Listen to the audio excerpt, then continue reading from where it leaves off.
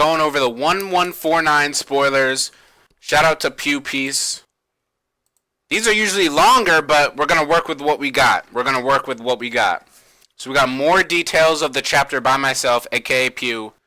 Chapter of 19 pages. 2 color pages, color spread, and 17 black and white normal Johns. Got you. So, from a reader, they've requested for the color spread in the cover to be the Straw Hat Pirates opening a maid cafe. A maid cafe? Like, that's the best you could come up with? Was Luffy, Zoro, Sanji, Usopp, a cat, and a human goat, all wearing suits, all clients of the boutta Maid Cafe. It's run by Nami. I mean, first of all, why are you choosing a maid cafe? What an odd, like what is this, Hooters? What are we looking at right now? And of course, Nami, Robin, Lilith, and Kid Bonnie are dressed as maids. You niggas are some freaks. Like, I know what your intentions are. And I better hope that these animators, these manga artists don't fuck it up and do some weird shit. They're always doing something weird. And the cat. The cat are in shock by the high prices on the menu. The illustration is a tribute to Izakaya Barakuri, manga novel by Shiwasadu and Tokami Akikawa. Nothing from Luffy's group in this chapter, so we get no Loki, no Luffy, no Zoro, no Sanji, no nothing really.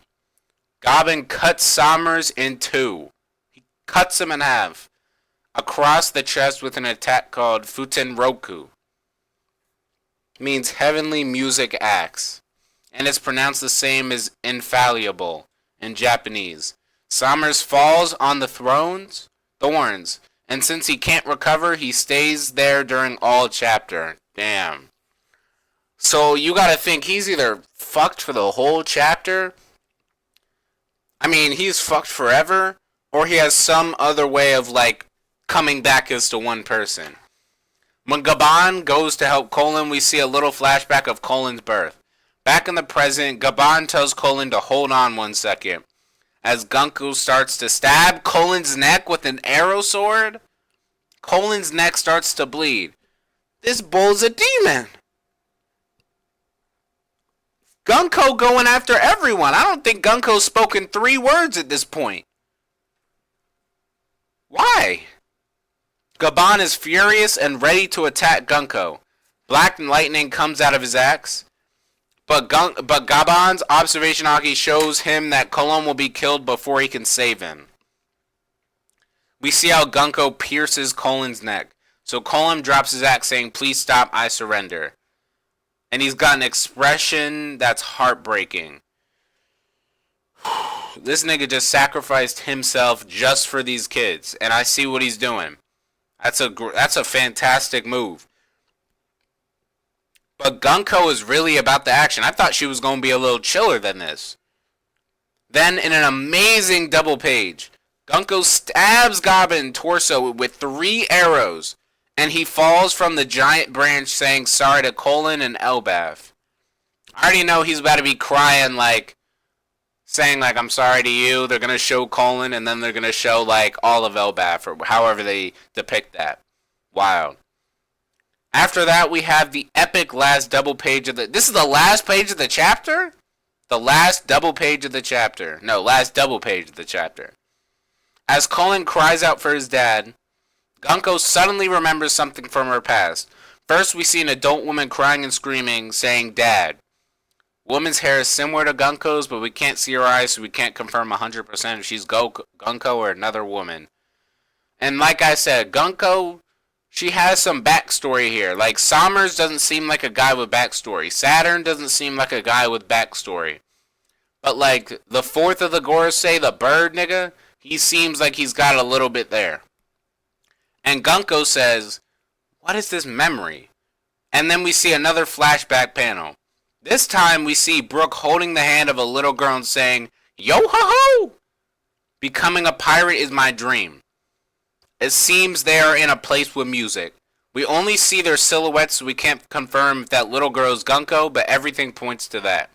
Why would Gunko be seeing a random, like, silhouette or flashback for some random ass people. That'd be like if Doflamingo went back, flashbacked, and watched Crocodile lose to Luffy. And he's like, oh no, that's gonna happen to me, right? It's not really, like, it has to be her. In the present, Brook looks at Gunko saying how similar they are. And then Gunko runs towards Brook saying, was it Brook? But suddenly Emu's voice appears in all three God Knights' heads. So there really are only three. It's Summers, Killingham, and Gunko. And Shamrock went back to the Holy World. Emu's angry as shit because of what happened on Egghead, probably. I'd be mad too. You had to kill a Gorosei for that. Emu says, why are you taking so much time? Summer says, I'm guessing meant to say like emu. Killingham says, mighty emu. And the giant kids are like, what's wrong with that woman? Her face is suddenly so scary. Emu says the Holy Land is engulfed in flame. We need the military power now. In the fucking, and he had to emphasis fucking. In the fucking epic last panel of the chapter, we see that Emu takes over Gunko's body. Gunko has now Emu's eyes and several black lightning coming out of her body. And Emu says, I will demonstrate what it means to be ruled by God. So first of all, Emu thinks that she's Rick Sanchez. You're not God. You're not God. You're cooked. Second of all, these kids are going to really see what it's like to be like fighting someone who actually wants to get the job done. It doesn't seem like the rest of these guys want the job done, or they're kind of cocky. Like, spoilers for the Invincible characters, right? If you watch Invincible and you're not done Season 3, spoiler for these characters. Like, watching no eyes Mark, he has eyes. He has, like, no face mask around his eyes, though. Watching him just be super cocky around the Guardians of the Globe when he could have easily killed him. Like, he went to Darkwing and just snapped his leg instead of snapping his neck, right? He killed Immortal because he was fighting him, but like even his punches weren't really anything. And it looked like he enjoyed it. He's like a masochist. He's a freak. And then all these other niggas are just not doing anything, bro. They're just being too cocky for their own good. Like, you need to just go and fight and get it over with. Killingham, I mean, he's doing enough. But Sommers and Gunko seems like she could become the Straw Hats crew, like, not a member, but like on their side. Sommers is just lame. He's like a cocky nigga. He came in underwear. I don't know why he's sitting around in underwear and a jacket. That's how he pulled up, in underwear and a jacket. Like, hey, why'd you pull up? Why'd you make me come over like this? Like, nigga, you're the one wearing underwear. Go put some pants on. And Killingham just seems like he might also change. But we've never seen his actual face. He's always a dragon.